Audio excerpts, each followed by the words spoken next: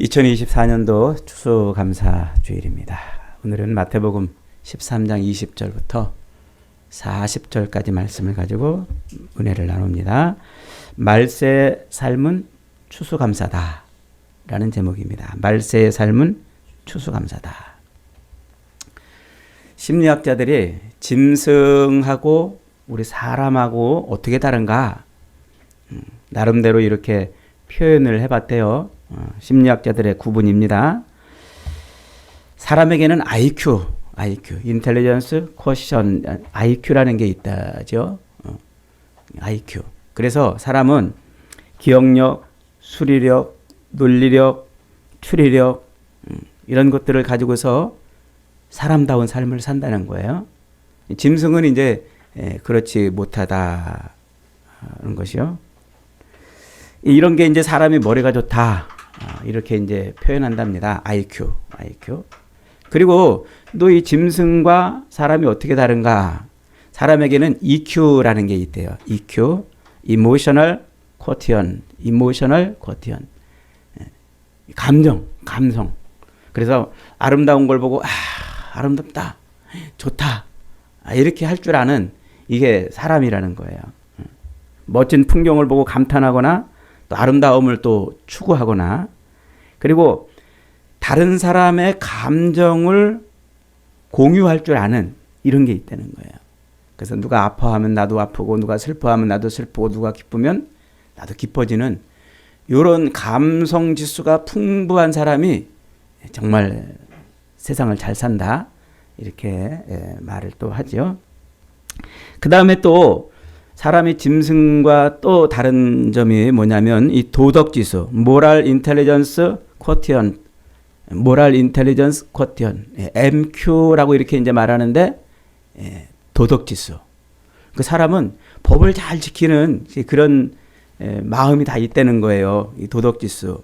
법을 지키고 또 규칙을 지키고 또 사람 사는 이 어떤 규범, 이런 규범들을 잘 지켜내며 사는 거. 이게 짐승하고 사람하고 다른 점이라는 거예요. 짐승은 자기 본성대로, 본능대로 하잖아요. 먹고 싶으면 자기가 가서 먹고 남의 것이 탐나도 뺏어 먹어도 그걸 누가 뭐라고 그러질 않아요.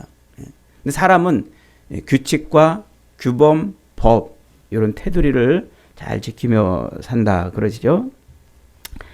그런가 하면은 짐승하고 사람하고 또 결정적으로 다른 게 GQ라는 게 있대요. GQ. 소위 말해서 이제 감사지수 이렇게 말하는데 Gratitude Quotient, 감사지수. 그래서 자기가 뭔가 이렇게 은혜를 받고 뭔가 누리고 있는 것에 대해서 감사할 줄 아는 이게 짐승하고 사람하고 아주 결정적으로 다른 것이다 하는 거죠. 자기가 지금 누리고 있는 것의 가치를 귀하게 여기고 그것에 대해서 감사할 줄 아는 것. 여러분은 어떻습니까? 여러분은 지금 감사가 풍성한 삶을 살고 있습니까? 아니면 혹시 감성지수, 이 감사지수가 하나도 없는 그런 사람처럼 살고 있나요? 이 감사지수가 높으면 높을수록 인간다운 인간의 그 인간으로서의 그 인간다움을 충분히 드러내며 사는 사람이다 이렇게 얘기들을 한다고 그러죠. 그런데 재미있게도 이 성경에서 감사하라 이 감사하라는 또 요 단어와 유사한 표현이 구약 성경에서는 80번 정도 언급이 되고 있어요. 그리고 신약 성경에서는 한 70번 정도 언급이 되고 있어요. 그러니까 성경 전체로 본다면 감사하라라는 요 표현에 맞는 삶을 살도록 우리에게 그렇게 집중적으로 요구를 한다는 것이죠. 감사하며 살아라 그런다는 거예요. 그리고 이 감사가 많은 성경 구절에서 아까 신구약 통틀어서 한 150개 구절이 있다고 그랬죠. 이 감사가 많은 구절에서 기도와 찬양과 헌신과 하나님의 뜻과 다 이렇게 연결이 돼 있다는 거예요. 연결이. 그러니까 뭐라는 겁니까? 감사라는 것은 단순한 감정이 아니고 신앙적 태도와 삶의 방식이라. 이걸 지금 성경이 가르쳐주고 있다는 거죠. 그리고 단순히 감사가 그냥 입에 발린 인사가 아니라 하나님 앞에서의 우리의 신앙의 태도와 관련이 있다는 거예요. 그리고 이것이 그리스도인의 삶의 방식이라 성경이 지금 이렇게 말하고 있다는 것이죠. 그래서 성경은 우리에게 IQ를 높여라 라고 요구하지 않고 또 MQ를 많이 가져라 이걸 요구하지 않고 또 EQ를 풍성히 하라 그러지 않고 뭐하라? 감사하라. 감사를 집중적으로 우리에게 요구하고 있다는 것입니다. 왜 성경은 그렇게 우리에게 감사에 대해서 중요하게 다루고 있는 것일까요? 성경이 이 감사를 우리에게 아주 중요하게 다루고 있는 이유는 구약 성경에서부터 하나님께서 그들에게 주신 절기를 들여다보면은 쉽게 이해할 수가 있어요. 이스라엘에는 3대 절기가 있었다고 그랬죠?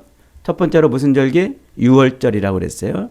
애굽에서 종살이하고 있던 그들을 애굽에서 꺼내주는 절기가 유월절입니다. 그래서 모든 애굽에 처음 난 것들을 다 죽이던 그 밤에 하나님께서 이스라엘에게만 살짝 야 너희들 내가 이 애굽의 모든 땅의 장자들을 다 죽일 때 너희들만 구원해 낼 거니까 너희들 집안에 들어박혀 앉아서 어린 양 한 마리를 잡고 그 양의 피를 문설주에 발라가지고 표식을 삼아라.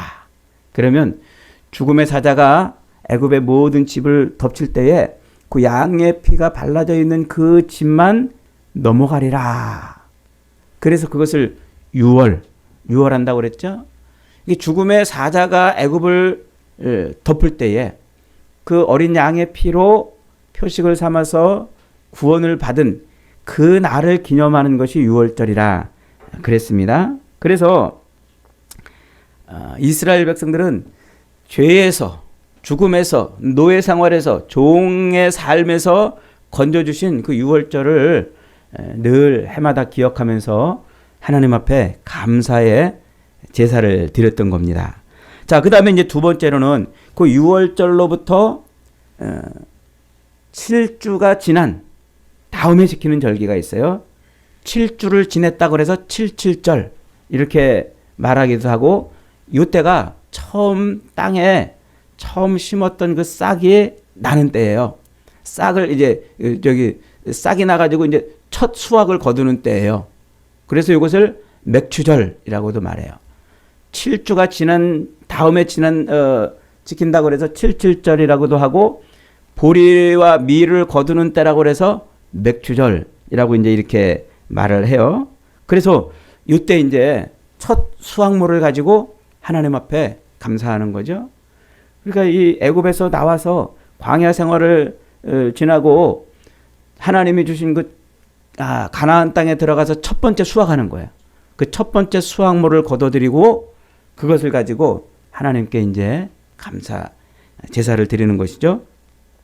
그 77절, 그 7주가 지난 다음에 드린다고 그래가지고 77절이라고도 하면서 이게 50일째 되는 날이에요. 7주니까 한 주에 7일이고 7주니까 7, 7이 49, 50일째 된다고 그래서 오순절이라고 이제 부릅니다. 그래서 신약 성경에는 이 오순절에 성령이 임해서 하나님의 백성들이 성령을 받고 모아지는 이제 그런 일이 벌어지는 것이죠. 그래서 가나안 땅에 들어가서 첫 파종하고 거둔 첫 곡식으로 그렇게 하나님 앞에 감사 제사를 드리는 것이 바로 맥추절이요, 77절이요, 또 오순절이라 이렇게 이제 말하는 거예요. 자, 그 다음에 이제 마지막 절기가 무슨 절기입니까? 초막절이라고 말해요. 그 오순절은 첫 수확물을 거두는 것이고 이제 그 오순절이 지나서 가을이 되면은 이제 파종했던 모든 수확물들을 다 거두는 때예요. 모든 수확물들을 다. 그래서 이제는 나가서 모든 수확물들을 다 거둔다고 해서 이제 거둬들인다. 그것을 거둬들여 가지고 창고에 쌓아둔다 그래서 수장절이라고도 이렇게 하고, 하루에 다 거두지를 못하니까 나가서 일주일 동안 천막을 치면서 거둬들여요. 그래서 그 천막을 치고 거둬들인다고 해서 장막절 혹은 초막절이라고도 이렇게 이제 부르는 것이죠. 그러니까 가나안 땅에 들어와서 애굽에서 건져짐을 받고 광야를 지나서 가나안 땅에 정착해서 처음 모든 수확물들을 다 거둬들이는 바로 그런 절기인 것이죠. 이게 이제 오늘날 우리가 드리는 추수감사절인 겁니다. 그래서 신약에서는 이 절기, 이 유월절은 예수 그리스도께서 십자가 죽으심으로 유월절로 예표되는 하나님의 구원을 이뤄내셨죠. 유월절을 성취하신 거예요. 그리고 이제 두 번째 그 77절은 예수 그리스도께서 승천하시고 성령이 임하심으로 하나님의 백성들이 다 모아지는 그런 놀라운 일이 벌어지죠. 이게 이제 성령 강림절, 오순절 성취가 된 겁니다. 근데 이 초막절은 아직 성취가 안 됐어요. 이건 언제 성취가 됩니까? 이게 예수님께서 마지막 재림주로 오셔서 자기 백성들을 다 추수하는 때, 이때 이제 초막절, 장막절, 이 수장절이 완성이 되는 것이죠. 그래서 이 신약으로 넘어와서 구약 성경에서 이 장막절, 수장절 혹은 초막절로 예표했던 모든 수확물들을 심어놨던 모든 것을 다 거둬들이는 요 추수감사절기가 계시록에서는 어떻게 등장합니까? 예수님이 추수하는 걸로 그렇게 등장을 하는 거예요. 그래서 이 땅에 하나님께서 심어놓으신 모든 성도들을 다 거둬들이는 것이죠. 영적인 추수가 일어나는 것이죠. 그래서 성도들은 이 땅에서 그 마지막 예수 그리스도의 재림으로 말미암아 심어놨던 모든 자기 백성들을 거둬들이는 그 추수를 바라보면서 우리는 뭐 하는 거예요? 여기서 그 추수가 일어나기까지 우리는 추수감사절을 지내면서 이 절기를 지내면서 하나님 앞에 감사 제사를 드리는 거죠. 그래서 이것이 성경이 절기를 통해서 우리에게 예표해 놓으신 아주 중요한 영적인 의식인 겁니다. 이 3대 절기의 공통점이 뭐라고 그랬어요? 감사란 말이에요. 감사. 그래서 예수 그리스도께서 십자가에 달려 죽으시고 부활하심으로 우리를 죄에서 건져주시는 그 희생제사를 예수님이 성취하셨고 남아있는 제사는 감사 제사밖에 없다고 말씀하고 있는 겁니다.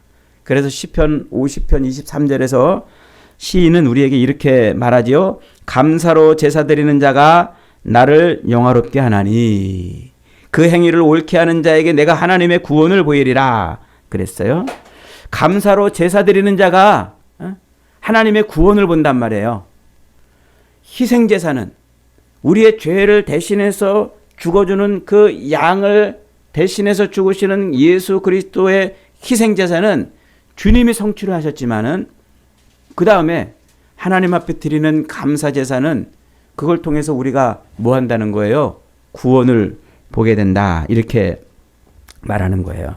그래서 성경은 이 감사라는 말이 이렇게 어마어마하게 들어있고 말세를 사는 마지막 주님이 심어놨던 그 많은 곡식들을 추수하는 이 마지막 추수 때까지 그래서 우리는 늘 뭐를 하며 살아라? 감사하며 살아라. 이렇게 요구를 하고 있는 거예요. 그래서 성경은 감사라는 단어가 아주 그냥 구절마다 감사라는 말이 있어요. 특별히 우리의 삶을 은유적으로 표현해주고 있는 이 시편. 지난번에 우리가 시편 강해를 쭉 훑어보면서 시편이 뭔가를 배웠었지 않습니까? 시편은 우리 삶을 은유적으로 표현해낸 것이라고 그랬어요. 근데 시편에 보면은요, 감사하라는 시가 너무나 많아요. 감사하라. 시편 100편 4절에 보면 감사함으로 그 문에 들어가며 찬송함으로 그 궁정에 들어가서 그에게 감사하며 그의 이름을 송축할지어다. 감사하라. 감사하라, 감사하라. 감사로 그렇게 충만한 그런 말씀이 있는 거예요. 재미있게도요, 시편 136편에 가면은요, 1절부터 마지막 26절까지, 마지막 절까지 26번이나 감사하라고, 감사하라고, 감사하라고 전부 감사에 대한 이야기로 충만하게 돼 있어요. 그래서 요 시편 136편은 아예 통째로 모든 유월절이나 혹은 맥추절이나 혹은 초막절이나 이 세 절기가 거기에 여러 이렇게 다양하게 설명이 돼 있어요. 설명돼 가지고 우리에게 감사하라고 26번이나 요구를 하지요. 그렇게 IQ를 높여라, EQ를 높여라, MQ를 가져라, 이런 걸 요구하지 않고 뭐하라?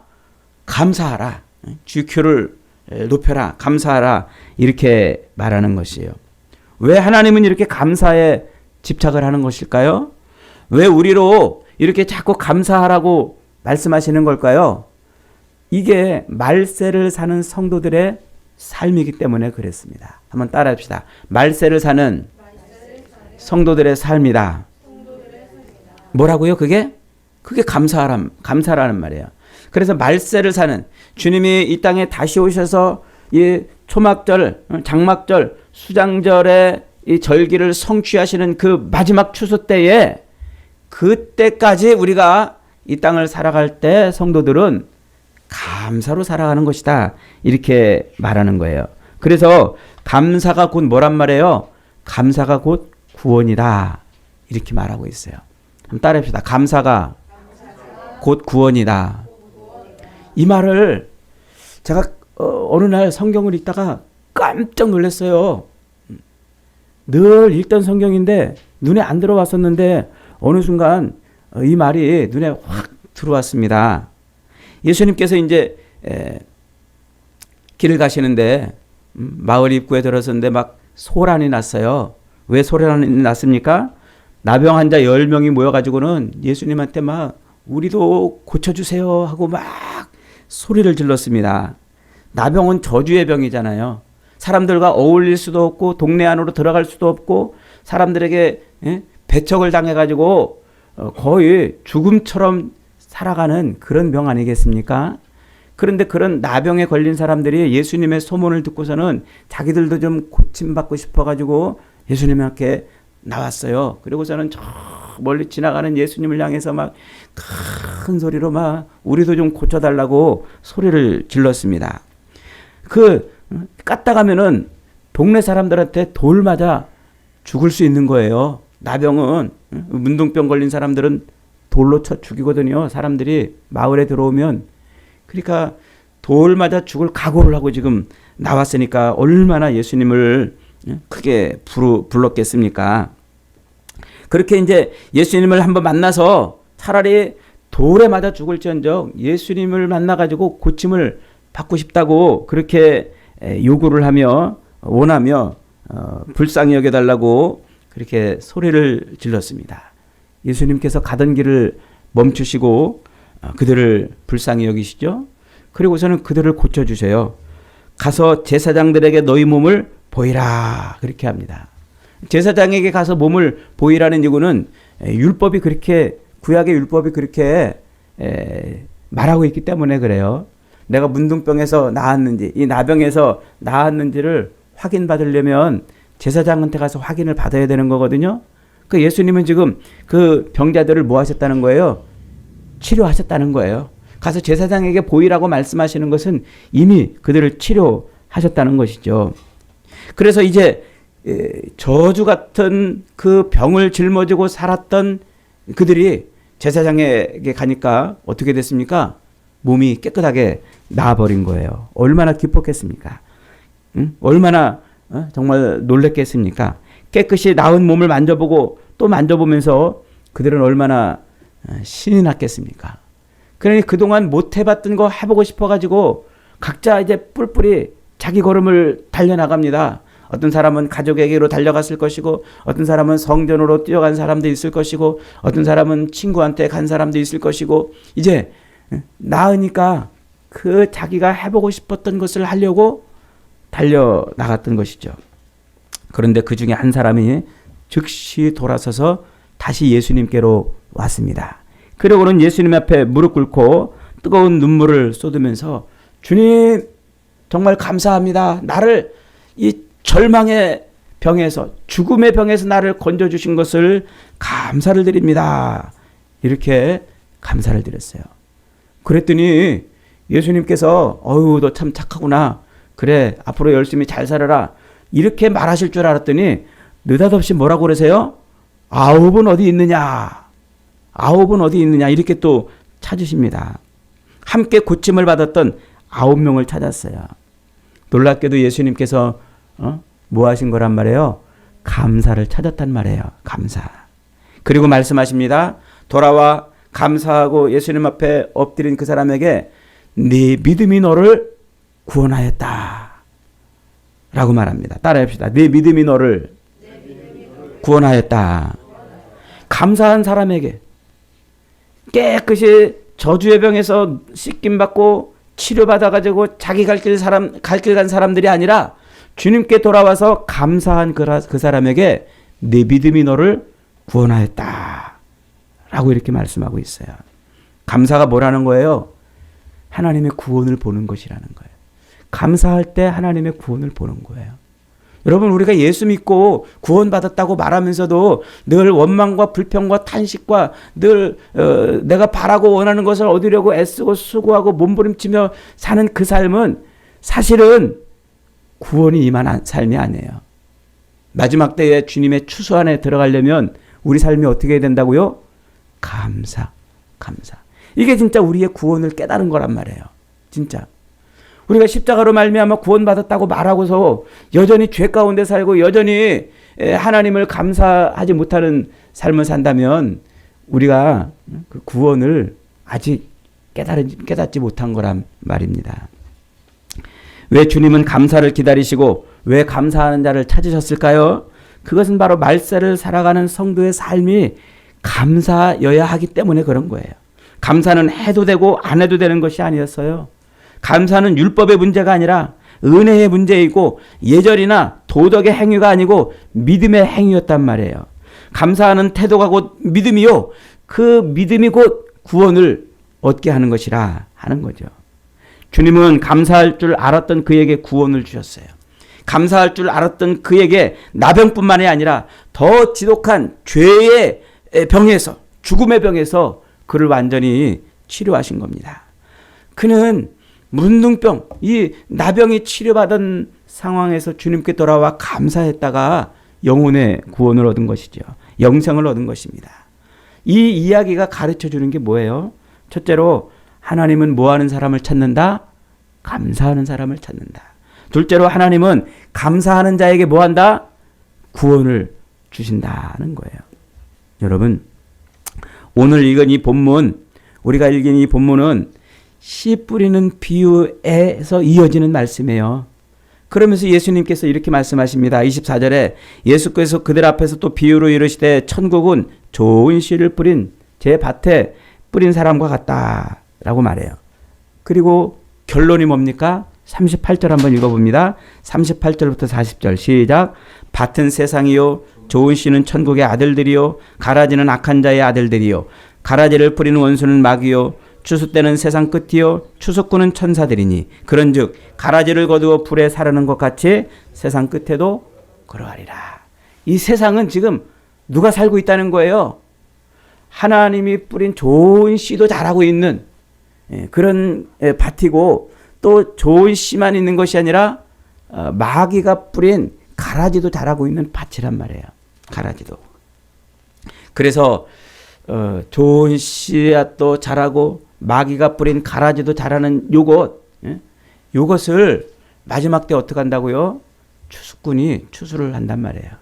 제자들이 밭에 뿌려진 그 가라지가 나온 걸 보고 우리가 가서 저 가라지를 뽑으리까 그랬더니 예수님이 뭐라고 말씀하세요? 가만 두어라. 추수 때에 추수꾼이 와서 다 뽑아낼 것이고 가라지들은 거두어 불에 사를 것이다. 그렇게 말하고 있어요. 이 마지막 추수 때가 언제입니까? 좋은 씨앗들을 거둬들이고 또 이 가라지들을 따로 걷어서 불에 던지는 때가 언제입니까? 이게 마지막 종말의 때란 말이에요.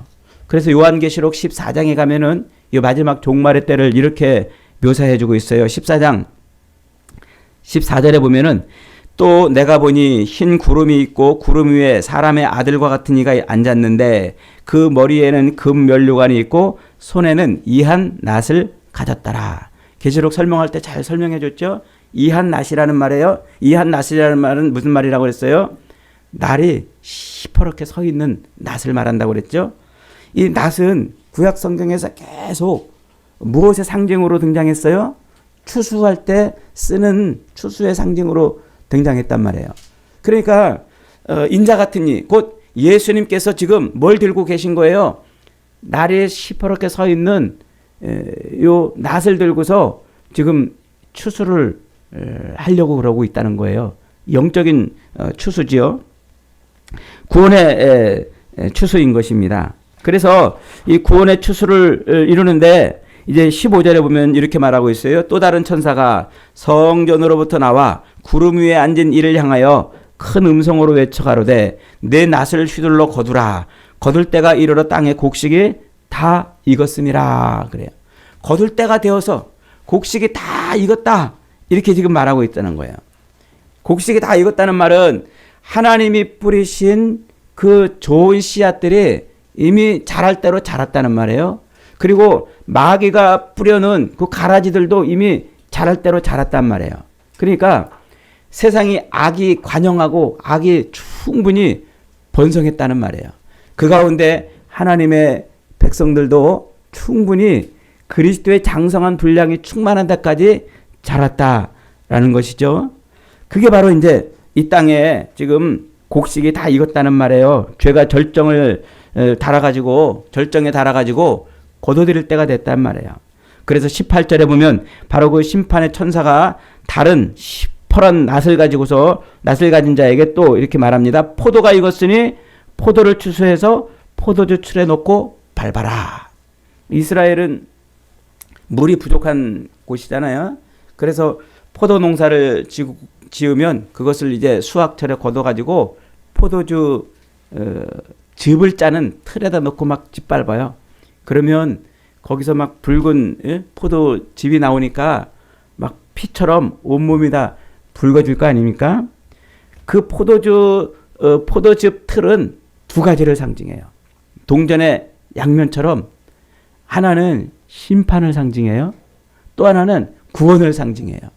그래서 이스라엘 백성들이 늘 수확철마다 이 포도즙을 짜려고 짓밟았던 그 포도즙 틀을 가지고서 하나님의 심판과 구원을 성경은 계속 반복해서 설명해 주고 있잖아요. 그렇게 마지막 때, 추수 때는 하나님의 최후의 심판과 더불어 마지막 자기 백성들을 구원하는 그런 구원이 있는 것입니다. 그런데 그렇게 포도주 틀에서 피를 흘리며 이겨지는 심판에서 건전함을 받는, 즉 구원을 받는 사람들은 누구입니까? 그들이 예루살렘 성에 있는 자들이라 이렇게 말하고 있어요. 어린 양과 함께 시온에 서 있는 자, 그는 멸망의 짓밟힘이 아니라 구원의 은혜를 누린다 이렇게 말해요. 어디에 서 있는 자? 시온에 서 있는 자. 누구와 함께? 어린 양과 함께. 그래서 어린 양과 함께 시온에 서 있는 자는 짓밟혀서 심판으로 가는 것이 아니라 구원을 얻는다 이렇게 말하죠. 그러니까 예수 그리스도께서 이 포도주 틀의 저주에서 짓밟히신 거예요. 그 어린 양 대신 예수께서 포도주 틀에서 짓밟혀서 우리가 짓밟혀야 될 그 자리에서 주님이 짓밟힘으로 우리의 심판을 대신 받았다는 거예요. 그래서 히브리서 13장 12절은 그 장면을 이렇게 설명해줘요. 그러므로 예수도 자기 피로서 백성을 거룩하게 하려고 성문 밖에서 고난을 당했다. 그래요? 성문 밖에서 고난을 당했다. 성문 안에 있는 우리를 위해서, 예루살렘 성 안에 있는 우리를 위해서 예수님이 친히 성 밖에 나가서 고난을 당함으로, 짓밟힘으로 성 안에 있는 우리를 건져주셨다는 거예요. 구원해 주셨다. 우리의 피가 튀어야 할 성문 밖 그 자리에서 예수 그리스도의 피가 튄 겁니다. 우리의 살이 찢겨져야 할 성문 밖 그 자리에서 예수 그리스도의 살이 찢겨진 거지요. 그래서 우리는 그 저주의 포도주의 틀에서 자유로워졌고 이제 우리는 어린 양과 함께 구원을 얻은 것이다는 거예요.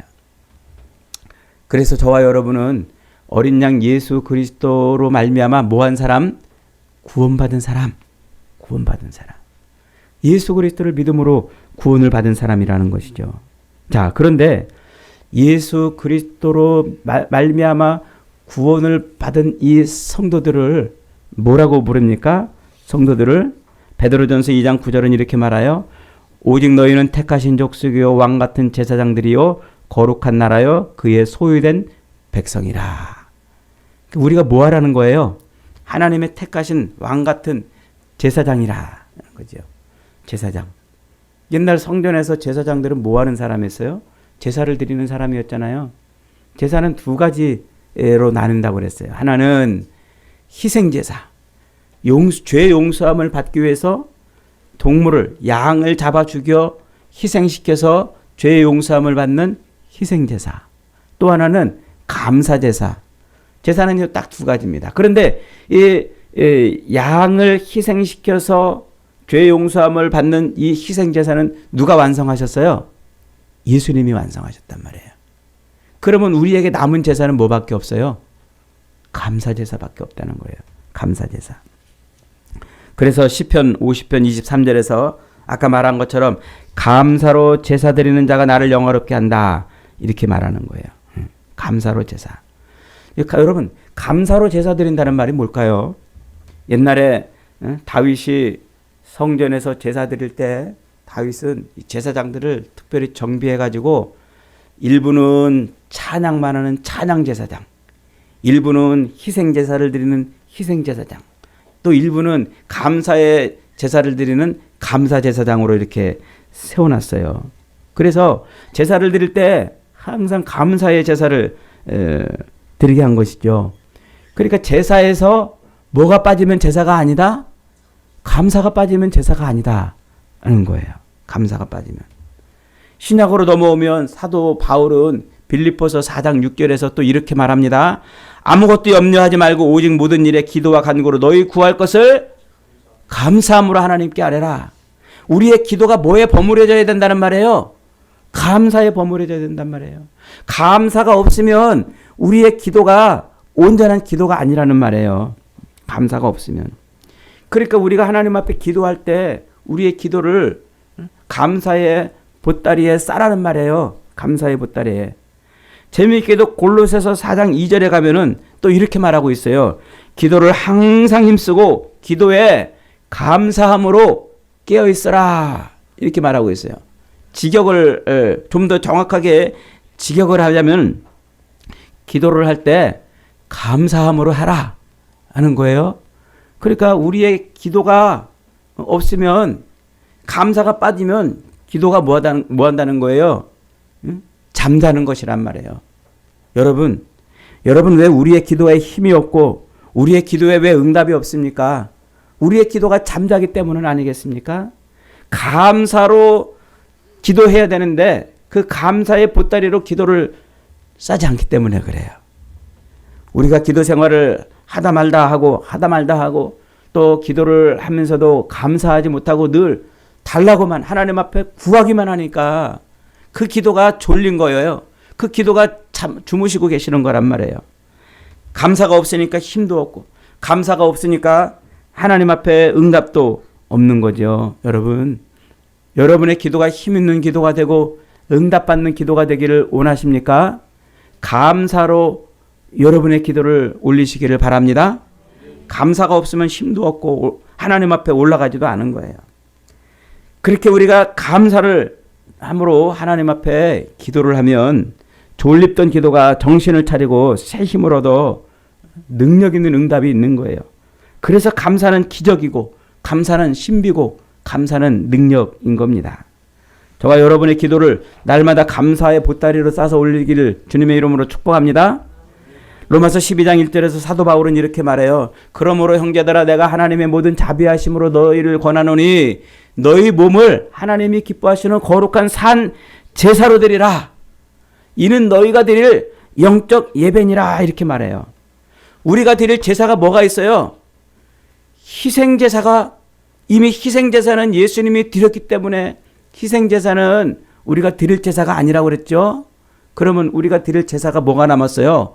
감사제사. 감사제사. 그래서 너희 몸을 하나님이 기뻐하시는 거룩한 산 제사로 드리라. 이는 너희가 드릴 영적 예배니라. 라고 말씀하고 있는 것은 우리 삶이 감사의 삶이 되어야 한다는 말이에요. 감사. 여러분, 지금 우리에게 드릴 남아있는 제사는 감사 제사인 줄 믿습니다. 예수 그리스도의 피로 구원받은 그 희생 제사를 다시 반복해서 드리는 것이 아니라 우리는 이제 그 그리스도의 희생으로 말미암아 구원을 받았기 때문에 우리가 드릴 제사는 감사밖에 없는 줄 믿으시기 바랍니다. 그래서 우리는 매일 매 순간 우리 삶이 감사로 충만해져야 되는 거예요. 집을 열면서 감사하고, 식탁에 앉아서 감사하고, 남편에게, 아내에게, 부모에게, 자녀들에게 감사해야 되는 거예요. 옆에 있는 교우들에게 감사하고, 선배나 후배들에게 감사하고, 조국에 감사하고, 직장에 감사하고, 우리 땅을 찾아주는 저 철새들에게도 감사하고, 삭막한 도시의 거리를 지켜주는 가로수들에게도 감사하고, 눈이 부시게 푸르른 하늘에도 감사하고, 찬란하게 떠오르는 태양을 보면서도 감사하고, 아픔에도 감사하고, 슬픔에도 감사하고, 고통 속에서도 우리를 지켜주시고 구원해 주시는 하나님의 은혜를 감사하는 거예요. 이걸 뭐 한다고요? 범사에 감사한다고요. 좋은 일에만 감사하는 것이 아니라, 기쁜 일에만 감사하는 것이 아니라, 고통스럽고 슬프고 또 원망스럽고 분노가 이른 그런 삶에서도 감사하는 것. 그걸 범사에 감사한다. 이렇게 말하는 거예요. 사랑하는 여러분, 누구보다도 죄가 많고 허물이 많고 악하고 게으르고 연약하고 불성실한 우리를 버리지 아니하시고 십자가에 달려 우리를 대신해서 죽으신 그 주님의 은혜에 우리는 감사해야 합니다. 노래로 감사하고, 예배로 감사하고, 물질로 감사하고, 몸으로 감사하고, 우리 삶의 모든 것으로 감사해야 됩니다. 우리를 구원하신 그 구원이 작은 것이 아니기 때문에 그래요. 죄에서 구원했다는 이 놀라운 사실, 우리를 죽음에서 구원했다는 이 놀라운 사실, 저주받아서 정말 어찌할 수 없는 이 나병 같은, 문둥병 같은 그런 저주의 인생에서 우리를 구원했다는 이 사실을 우리가 온전히 안다면 어떻게 우리가 감사하지 않을 수 있겠냔 말이에요. 매일매일 우리의 모든 것을 들여서 감사할 수 있게 되는 줄 믿습니다. 여러분 잊지 마십시오. 감사는 상식이 아닙니다. 진리입니다. 감사는 윤리 도덕이 아니라 종교입니다. 감사는 입에 발린 인사가 아니고 우리의 삶과 운명을 바꿔주는 능력입니다. 감사는 말세를 살아가는 성도들의 삶입니다. 그래서 시인은 감사 제사장으로 임명된 성도들에게 그렇게 말하는 거예요. 감사로 제사 드리는 자가 나를 영화롭게 하나니 그 행위를 옳게 하는 자에게 내가 하나님의 구원을 보이리라. 사랑하는 여러분, 감사로 하나님 앞에 자기 삶을 드릴 때 하나님이 그 사람의 눈물을 씻겨주는 줄 믿으시기 바랍니다. 감사로 자기 삶을 하나님 앞에 드릴 때 하나님은 그 사람의 피나는 상처를 치료해 주시고 그 사람의 삶에서 구덩이에서 그를 건져내 주시고 그를 치료해 주시고 회복시켜 주시고 자식이 주님 앞으로 돌아오게 해 주시고 원수가 변하여 친구가 되게 하시고 그렇게 영원한 저주 같은 우리의 삶에서 건져내어 살게 하시는 것입니다. 이런 놀라운 구원이 감사로 말미암는다는 사실을 잊어버리지 마시기 바랍니다. 저와 여러분은 말세의 성도들의 삶이 바로 추수감사인 것을 잊지 마시고 그 사명과 직분을 잘 감당해서 감사가 주는 구원의 기쁨을 매일 누리며 사는 복된 인생들이 다 되시기를 주님의 이름으로 축복합니다. 아멘.